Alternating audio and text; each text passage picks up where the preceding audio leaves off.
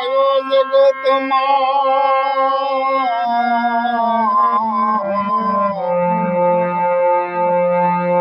જગ હશે કેમ રોય માટે શિખરણી કર કે સનો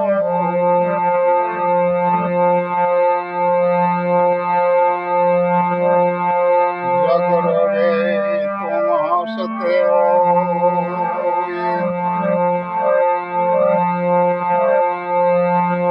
હવે એસી કરણી કર કે સનો જગ રોવે તુમ હસતે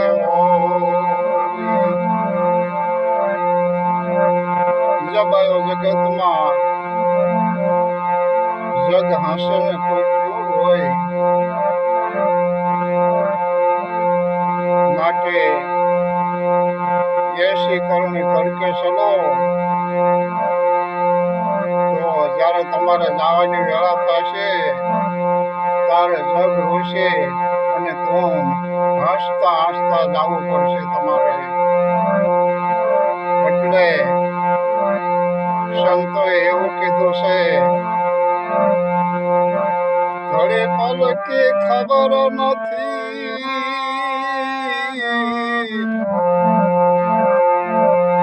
કરે કાલ કી બાત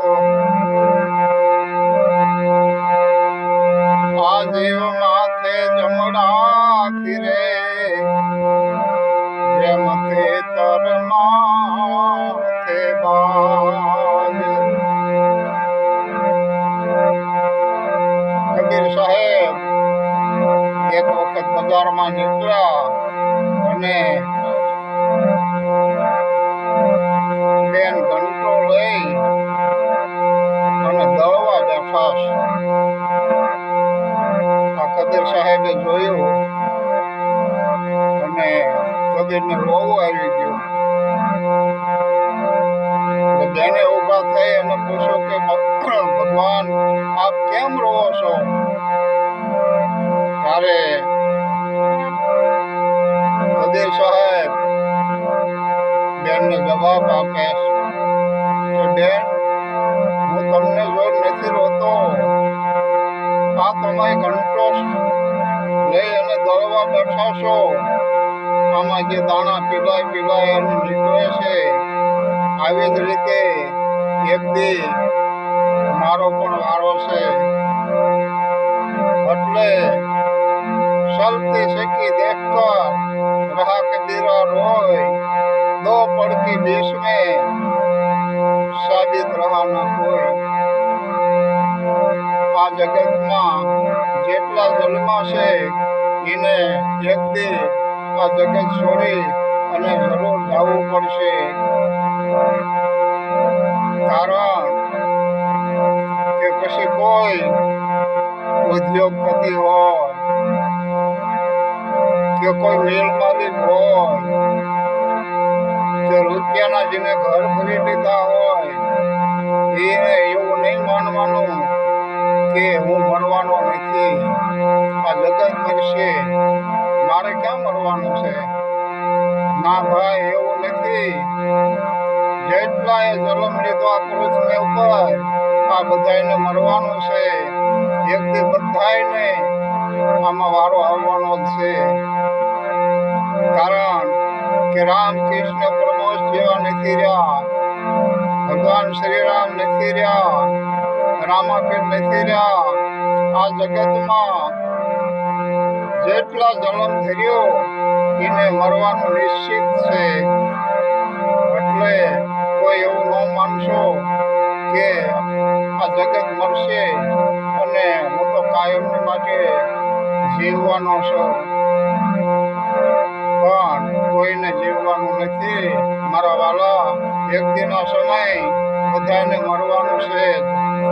પછી તેને કોઈ તાજમહેલ જેવા મકાનમાં રહેતા હોય તો ભલે, મોટા બંગલા બનાવ્યા હોય તો ભલે, ગમે એટલી સંપત્તિ ભેગી કરી હોય તો ભલે, પણ મરવું એક દી આ બધું છોડી અને આપણે જવાનું છે. આ યાદ કરી લેજો, કારણ કે માણસોને જો ધર્મ હોય તો મોટામાં મોટો માનવ ધર્મ છે. માનવ ધર્મથી મોટો કોઈ ધર્મ નથી. માનવ પણ અત્યારે માનવને જ નડતા થઈ ગયા છે.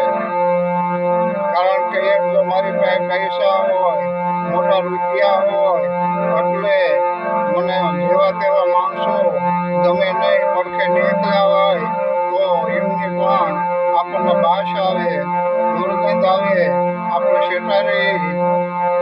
પણ કુદરતના ઘરે એવો કુદરતનો નિયમ બાંધેલો છે કે આ જન્મ થયા પછી બધાને મરવું પડશે. એટલે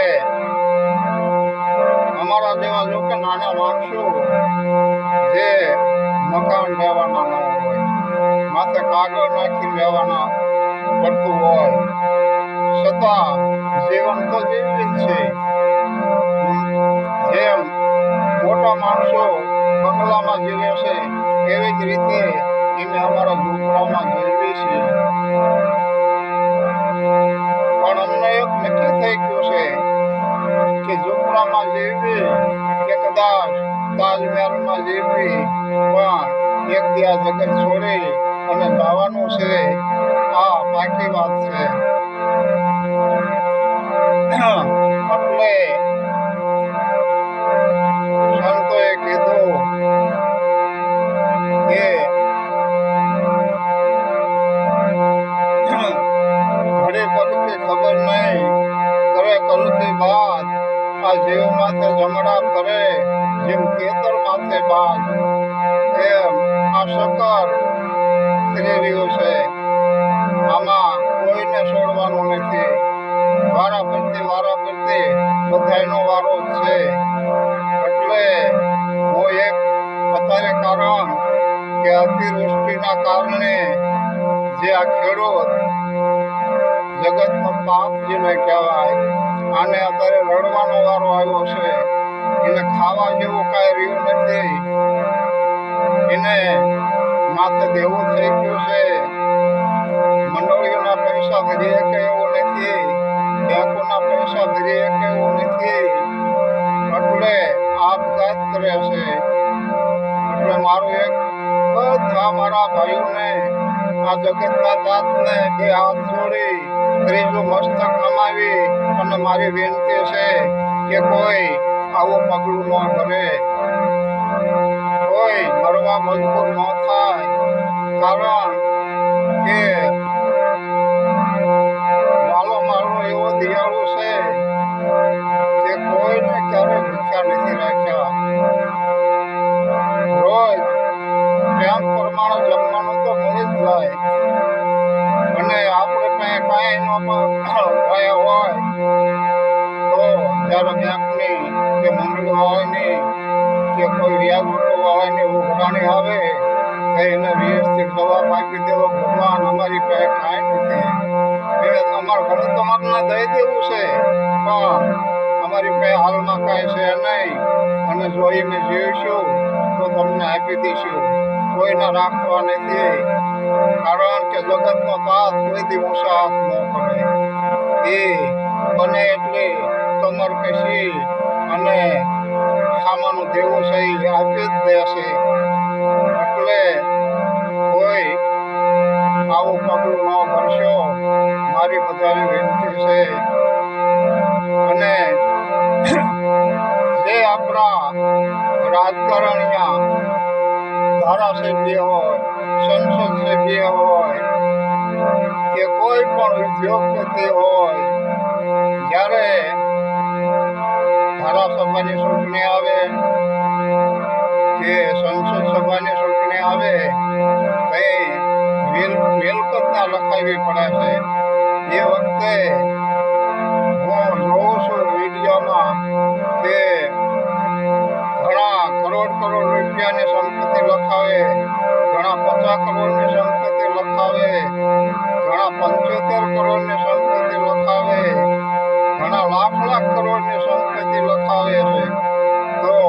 આ બધા રૂપિયા એક દી મારા વાલા બધા પડ્યા રહેવાના છે અને આ જગત છોડી અને બધા એને ન્યૂઝ આવવાનું છે. પછી વડાપ્રધાન હોય તો ભલે, મુખ્યમંત્રી હોય તો ભલે, અને કોઈ આઈપીએસ અધિકારી હોય તો ભલે, બધાને એક દી મરવાનું નક્કી જ છે. એટલે કોઈ પણ માણસને માથે દિયા ભાવ રાખી અને અત્યારે બહાર આવવાની જરૂર છે. અને માણસોને આશ્વાસન આપો અને જો તમને જીગર હાલે તો કોઈ પણ એમને ટેકારૂપી બની અને થોડું થોડું કરી અને આ જગતના પાપને બહાર કાઢવો એ આપણા બધાની ફરજ બને છે. કારણ કે પૈસા ગમે એટલા હશે, પૈસા પડ્યા રહેવાના છે. પૈસો કોઈનો હારે આવવાનો નથી. એટલે જેમ બને એમ દિયા ભાવના રાખી અને અત્યારે જગતના પડખે ચડવાનું, આ જગતના તાપને રાહત આપવાનો સમય છે. એટલે સમય પ્રમાણે તમે આવી ઉભા રહ્યો. આ પૈસા એકથી બધા પડ્યા રહેશે અને આ જગત છોડીને જવું પડશે. પછી આ પૈસા કોણ વાપરવાનું છે? કદાચ આપણને એમ થાય કે આપણા દીકરા વાપરશે, આપણા ભાઈઓ વાપરશે, પણ જે આ જગતના જે સમાજ છે એ બધા ભાઈઓ છે, આપણા દીકરા છે, આપણા વડીલ છે, આપણા માવતર છે, અને એમાં જગતનો તાપ છે. એને તો આપણે એવું કહીએ છીએ કે આ જગતનો બાપ છે, પણ અત્યારે બાપ જેવું કાંઈ રહ્યું નથી. કારણ કે બધા હવના ઘરમાં ઘરી ગયા છે, કોઈ બહાર નથી આવતું.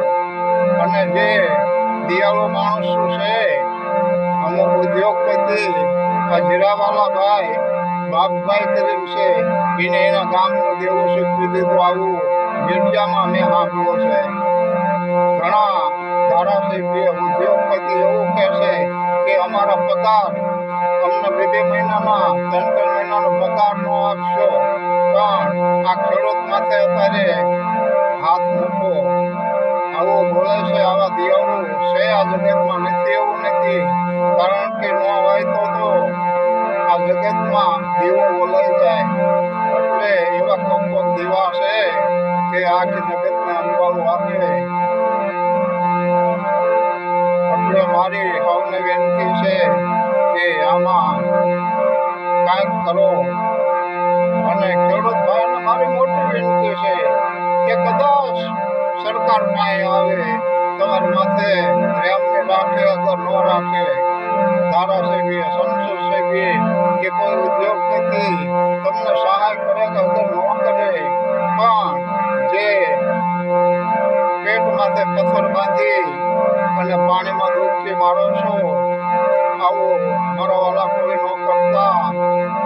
અને સૌનો ભગવાન છે, આપણને કુદરત વાળ નહીં તો પર આપશે. આવું કુદરત માથે ધ્યેય રાખી, વિશ્વાસ રાખી અને જે બને એ આપણાથી કામ કરો. આપણે ભૂખ્યા નથી રહેવાના, એ બાકી વાત છે.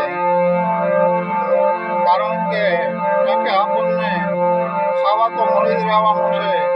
એટલે સંતોએ કીધું છે દેવા રે વાળો નથી,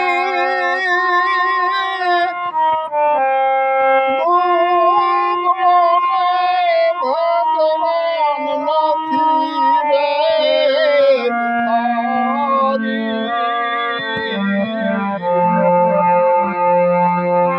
એ જીવાલાય ખંડ રોજી હરિના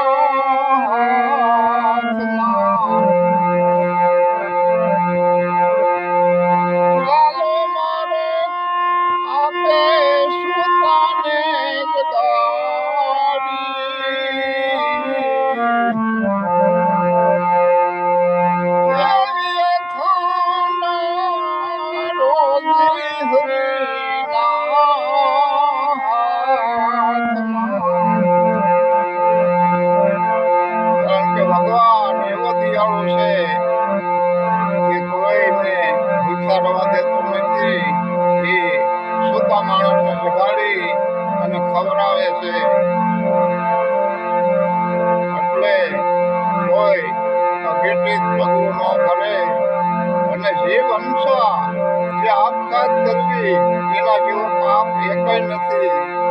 કારણ કે મહાન પાપ હોય તો આપઘાત, આના જેવો એકય પાપ નથી. એટલે કોઈ આને આપઘાત ન કરવી. કારણ કે સત સંગ્રામે વ્યાપક પડી વિપદ પડી પણ તોય કે બંદગી ન છોડી. આવું સત સંગ્રામે વ્યાપક પડી આવું આપણે એક અટક મન રાખી અને ભગવાન ઉપર ભરોસો રાખી અને જીવન જીવવાનું છે.